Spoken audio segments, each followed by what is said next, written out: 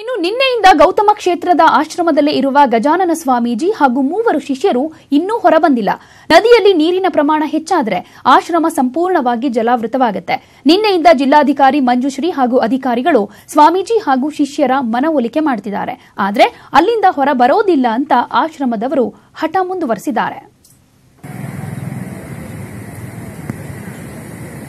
ಈ ಬಗ್ಗೆ ಮತ್ತಷ್ಟು ಮಾಹಿತಿಯನ್ನ ನಮ್ಮ ರಿಪೋರ್ಟರ್ ರಾಘವೇಂದ್ರ ಕೊಡ್ತಾರೆ. ರಾಘವೇಂದ್ರ, ಪ್ರವಾಹದ ಪರಿಸ್ಥಿತಿ ಇದೆ, ಹೊರಗಡೆ ಬನ್ನಿ ಅಂತ ಹೇಳ್ತಾ ಇದ್ರು ಗಜಾನನ ಸ್ವಾಮೀಜಿ ಹಾಗೆಯೇ ಶಿಷ್ಯರು ಹೊರಗಡೆ ಬರ್ತಿಲ್ಲ. ಮನವೊಲಿಕೆ ಕಾರ್ಯ ಯಾವ ರೀತಿ ನಡೀತಾ ಇದೆ? ಹೊರಗಡೆ ಬರ್ತಾರೋ ಇಲ್ವೋ, ಹೇಗೆ? ಹೌದು ಪ್ರತಿಮಾ, ಕಾವೇರಿ ಜಲಾಶಯದ ವ್ಯಾಪ್ತಿಯಲ್ಲಿರುವಂತಹ ಪ್ರದೇಶಗಳಿಗೆ ಇದೀಗ ಏನು ಕೆಆರ್ಎಸ್ ನಿಂದ ಹೆಚ್ಚಿನ ನೀರು ಬಿಡುಗಡೆ ಮಾಡೋದ್ರಿಂದ ಪ್ರವಾಹ ಪರಿಸ್ಥಿತಿ ಎದುರಾಗಿದೆ ಅಂತ ಹೇಳ್ಬೋದು. ಜೊತೆಗೆ ಏನು ಕಾವೇರಿ ಜಲಾಶಯದ ಕೆಳಗಿನ ಭಾಗದಲ್ಲಿರುವಂತಹ ಒಂದು ಗೌತಮ ಕ್ಷೇತ್ರ ಇದೆ. ಗೌತಮ ಕ್ಷೇತ್ರದ ಸ್ವಾಮೀಜಿಯವರು ಈಗ ಏನು ಪ್ರವಾಹದಿಂದ ಅವರ ಆಶ್ರಮ ನಡುಗಡ್ಡೆ ಆಗಿದೆ. ಜೊತೆಗೆ ಅಲ್ಲೇ ಅವರು ಉಳ್ಕೊಂಡಿದ್ದಾರೆ. ಕಳೆದ ರಾತ್ರಿಯಿಂದಲೂ ಕೂಡ ಅವರು ಅದೇ ಆಶ್ರಮದಲ್ಲಿ ಉಳ್ಕೊಂಡಿದ್ದಾರೆ. ಜೊತೆಗೆ ಈಗ ಆಶ್ರಮದಿಂದ ಹೊರಬರಲು ಕೂಡ ಅವರು ನಕಾರವನ್ನು ವ್ಯಕ್ತಪಡಿಸಿದ್ದಾರೆ. ಈಗಾಗಲೇ ಕೂಡ ಏನು ಡಿಸಿ ಅವರು ಕೂಡ ಸ್ಥಳಕ್ಕೆ ತೆರಳಿ ಸ್ವಾಮೀಜಿಯವರ ಮನವೊಲಿಕೆಗೂ ಮುಂದಾಗಿದ್ರು. ಪ್ರವಾಹ ಹೆಚ್ಚಾಗುತ್ತೆ, ನದಿ ನೀರು ಜಾಸ್ತಿ ಬರುತ್ತೆ, ಹಾಗಾಗಿ ನೀವು ಸುರಕ್ಷಿತ ಸ್ಥಳಕ್ಕೆ ಬನ್ನಿ ಅಂತ ಹೇಳಿದ್ರು. ಆದ್ರೆ ಸ್ವಾಮೀಜಿ ಮಾತ್ರ ಯಾವುದೇ ರೀತಿಯ ಪ್ರತಿಕ್ರಿಯೆ ಕೊಡದೆ, ಇಲ್ಲ ನಮಗೆ ಇನ್ನೂ ಕೂಡ ಒಂದು ಅಭ್ಯಾಸ ಇದೆ, ಪ್ರವಾಹ ಬಂದಾಗಲೂ ಕೂಡ ಕಳೆದ 89 ಮತ್ತು 92ರಲ್ಲಿ ಹೆಚ್ಚಿನ ನೀರು ಬಿತ್ತಿದಾಗಲೂ ಕೂಡ ನಮ್ಮ ಆಶ್ರಮ ಮುಳುಗಿಲ್ಲ, ಹಾಗಾಗಿ ನೀವು ಯಾವುದೇ ರೀತಿ ಚಿಂತೆ ಬೇಡ ಅಂತ ಹೇಳಿ ಅವರ ಮಾತಿಗೆ ಒಂದು ನಕಾರವನ್ನು ವ್ಯಕ್ತಪಡಿಸಿ ಅಲ್ಲೇ ಉಳ್ಕೊಂಡಿದ್ದಾರೆ. ಜೊತೆಗೆ ಈಗಾಗಲೇ ಕೂಡ ಕಾವೇರಿ ಪ್ರದೇಶಗಳಲ್ಲಿ ಬಹುತೇಕ ಹಲವು ನದಿದಲ್ಲೇ ಗ್ರಾಮಗಳಲ್ಲಿ ಈಗ ಪ್ರವಾಹ ಭೀತಿ ಎದುರಾಗಿರುವಂತದ್ದು. ಜೊತೆಗೆ NDRF ಪಡೆ ಕೂಡ ಈಗ ಕಾರ್ಯಾಚರಣೆಗಾಗಿ ಸಕಲ ಸಿದ್ಧತೆಯನ್ನು ಮಾಡಿಕೊಂಡಿದೆ. ಜೊತೆಗೆ ಕಾವೇರಿ ಏನು ಬೇಸ್ ಇದೆ, ಆ ಬೇಸ್ನ ಒಂದು ಮುಖ್ಯ ಭಾಗದಲ್ಲಿ ಒಂದು ಹೆಲಿಪ್ಯಾಡ್ ಅನ್ನು ಕೂಡ ನಿರ್ಮಾಣ ಮಾಡಲಿಕ್ಕೆ ಚಿಂತನೆಯನ್ನು ಮಾಡಿದೆ ಅನ್ನೋ ಮಾಹಿತಿಗಳು ಕೂಡ ಲಭ್ಯ ಆಗ್ತಿದೆ. ಪ್ರತಿಮಾ, ಧನ್ಯವಾದ ರಾಘವೇಂದ್ರ ತಮ್ಮೆಲ್ಲ ಮಾಹಿತಿಗೆ. ಇದೊಂದು ಕರುಣಾಜನಕ ಘಟನೆ. ಗಂಡ ಪಾರ್ಶ್ವವಾಯು ಪೀಡಿತ, ಹೆಂಡತಿ ವಯೋವೃದ್ಧೆ. ಹೆಂಡತಿ ತನ್ನ ಕಣ್ಮುಂದೆಯೇ ಕಣ್ಮುಚ್ಚಿದ್ರೂ ಹೇಳಲಾಗದ, ಮಂಚದಿಂದ ಏಳಲಾಗದ ಸ್ಥಿತಿ ಆತನದ್ದು.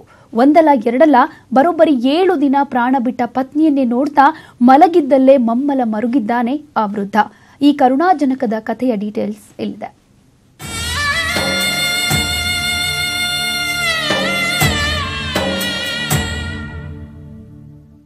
ಮಂಚದ ಮೇಲೆ ಮಲಗಿರೋ ಗಂಡ, ಕುರ್ಚಿ ಮೇಲೆಯೇ ಪ್ರಾಣ ಬಿಟ್ಟಿರುವ ಹೆಂಡತಿ. ಇದು ಉತ್ತರ ಕನ್ನಡ ಜಿಲ್ಲೆಯ ಕಾರವಾರ ನಗರದಲ್ಲಿ ಕಂಡುಬಂದ ದೃಶ್ಯ.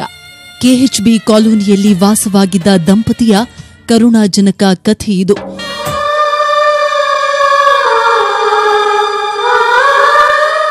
ಈ ಮನೆಯಲ್ಲಿ 42 ವರ್ಷದ ಗಿರಿಜಾ ಮಡಿವಾಳ ಹಾಗೂ ಆಕೆಯ ಪತಿ ಆನಂದ ಮಡಿವಾಳ ವಾಸಿಸ್ತಾ ಇದ್ರು. ಆನಂದ ಮಡಿವಾಳ ಪಾರ್ಶ್ವವಾಯು ರೋಗ ಪೀಡಿತನಾಗಿದ್ದು ಯಾವಾಗಲೂ ಹಾಸಿಗೆಯಲ್ಲೇ ಮಲಗಿರ್ತಾ ಇದ್ರು. ಇವರನ್ನ ಪತ್ನಿ ಗಿರಿಜಾ ನೋಡ್ಕೊಳ್ತಾ ಇದ್ರು. ಆದ್ರೆ ಗಿರಿಜಾ ಮಡಿವಾಳ ಅವರಿಗೆ ಅದೇನಾಯ್ತೋ ಏನೋ ಗೊತ್ತಿಲ್ಲ. ಆಕೆ ಕುಳಿತಿದ್ದ ಕುರ್ಚಿಯ ಮೇಲೆಯೇ ಅಸುನೀಗಿದ್ದಾಳೆ. ಮಂಚದ ಮೇಲೆ ಮಲಗಿದ್ದ ಆನಂದ ಮಡಿವಾಳ ಹೆಂಡತಿ ಕಣ್ಮುಂದೆ ಸತ್ತಿದ್ರೂ ಮೇಲೆ ಏಳಲು ಆಗದೆ, ಯಾರಿಗೂ ಹೇಳಲು ಆಗದೆ ಪತ್ನಿ ಶವದ ಜೊತೆಯೇ ಮನೆಯೊಳಗೆ 1 ವಾರ ಕಾಲ ಕಳೆದಿದ್ದಾರೆ. ಈ ದಂಪತಿಗೆ ಮಕ್ಕಳಿರಲಿಲ್ಲ. ಆನಂದ ಮಡಿವಾಳ ಅವರ ತಮ್ಮ ಮನೆಗೆ ಬಂದಾಗ ಈ ವಿಷಯ ಬಯಲಾಗಿದೆ. ಗಿರಿಜಾ ಮಡಿವಾಳ ಮೃತದೇಹದಿಂದ ವಾಸನೆ ಬರ್ತಾ ಇತ್ತು. ಕೂಡಲೇ ಕಾರವಾರ ನಗರ ಠಾಣೆ ಪೊಲೀಸರಿಗೆ ಸುದ್ದಿ ಮುಟ್ಟಿಸಲಾಗಿದೆ. ಸ್ಥಳಕ್ಕೆ ಭೇಟಿ ನೀಡಿದ ಪೊಲೀಸರು ಮಹಿಳೆಯ ಶವವನ್ನ ಆಸ್ಪತ್ರೆಗೆ ಸಾಗಿಸಿದ್ದಾರೆ. ಆನಂದ ಮಡಿವಾಳ ಅವರನ್ನ ಆಸ್ಪತ್ರೆಗೆ ಸೇರಿಸಿದ್ದಾರೆ. ಇನ್ನು ಪತಿಯ ಎದುರೇ ಪತ್ನಿ ಮೃತಪಟ್ಟಿರುವುದನ್ನ ಕಂಡ ಜನ ಮರುಕಪಟ್ಟಿದ್ದಾರೆ.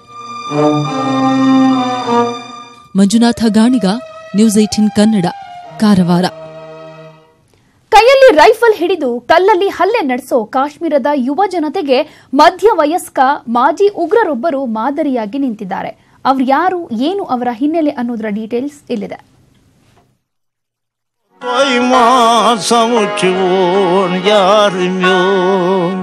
ಇವರ ಹೆಸರು ಅಲ್ತಾಫ್ ಮೀರ್. ಕಾಶ್ಮೀರದ ಕಣಿವೆಯಲ್ಲಿ ಈಗ ಈ ಹೆಸರು ಚಿರಪರಿಚಿತ. ತಮ್ಮ ಸೊಗಸಾದ ಕಂಠದಲ್ಲಿ ಘಜಲ್ ಹಾಡಿದ್ರು ಅಂದ್ರೆ ಎಲ್ರೂ ಮೈಮರೆತು ತಲೆದೂಗ್ತಾರೆ.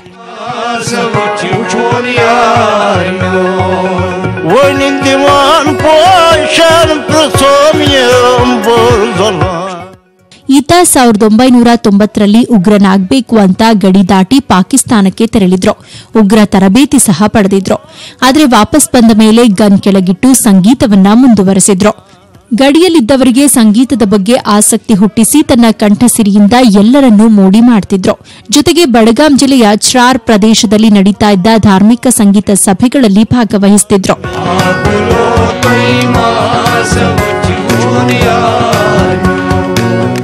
ಅಲ್ತಾಫ್ ಮೀರ್ ಹೇಳುವ ಪ್ರಕಾರ ಅವರನ್ನ ಕಾಪಾಡಿದ್ದೇ ಸಂಗೀತವಂತೆ. ಇದೇ ಕಾರಣಕ್ಕೆ ಸೈನಿಕರು ಅಲ್ತಾಫ್ ಮೀರ್ ಮೇಲೆ ಅನುಮಾನ ಪಡಲಿಲ್ವಂತೆ. ಪಾಕ್ ಆಕ್ರಮಿತ ಕಾಶ್ಮೀರದಲ್ಲಿರುವ ಮುಜಾಫರಾಬಾದ್ನಲ್ಲಿ ನಡೆದ ಅವರ ಸ್ನೇಹಿತನ ಮದುವೆಯಲ್ಲಿ ಹಾಡಿದ ಹಾಡು ಅವರನ್ನ ರೇಡಿಯೋದಲ್ಲಿ ಕೆಲಸ ಮಾಡಲು ಅನುಕೂಲ ಮಾಡಿಕೊಡ್ತು.